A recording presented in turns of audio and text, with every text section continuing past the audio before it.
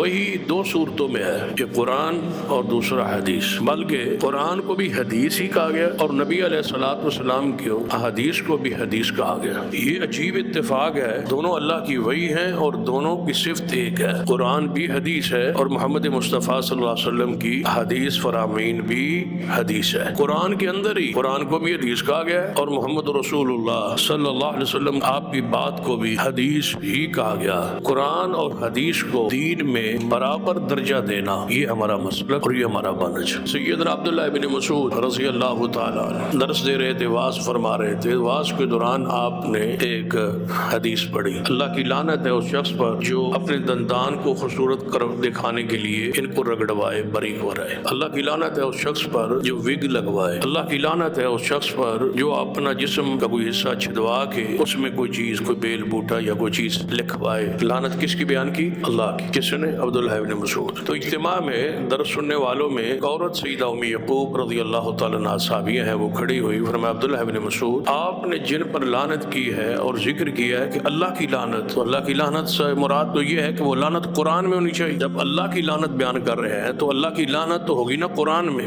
تو قرآن میں تو یہ لعنت ہے نہیں جس کا آپ ذکر کر رہے ہیں۔ عبداللہ بن مسعود نے کیا فرمایا کہ اگر تو نے قرآن پڑھا ہوتا تو یہ لعنت قرآن میں ہے۔ عبداللہ بن مسعود کیا فرمانا چاہیے تھا کہ نہیں نہیں یہ قرآن میں تو نہیں ہے لیکن حدیث میں ہے، یہی فرمانا چاہیے تھا کیونکہ لعنت تو حدیث میں ہے۔ عبداللہ بن مسعود نے کیا فرمایا، اے ام یعقوب اگر آپ نے قرآن غور سے پڑھا ہوتا تو یہ لعنت قرآن میں آپ پاتی۔ اس نے کہا میں نے قرآن پڑھا ہے، اس میں نہیں ہے۔ آپ کہتے ہیں قرآن میں ہے، میں کہتی ہوں قرآن میں نہیں ہے۔ فرمایا یہ جو مجلد، یہ جو دو گتوں میں یہ قرآن جو مصحف ہے اس میں یہ لعنت موجود ہے؟ اس نے کہا نہیں ہے۔ تو حضرت عبداللہ بن مسعود نے فرمایا قرآن کی یہ آیت نہیں پڑھی آپ، ما آتاکم الرسول فخذوہ وما نہاکم عنہ فانتہوا، کہ جو کوئی رسول دے وہ لے لو، جس سے رسول منع کرے رک جاؤ۔ فرمایا ہاں یہ تو قرآن میں ہے۔ فرمایا پھر اسی طرح سمجھ گیا کر کہ جو کچھ حدیث میں ہے سمجھ لے یہ قرآن میں ہے۔ صحابہ تو حدیث کو یہ درجہ دیتے۔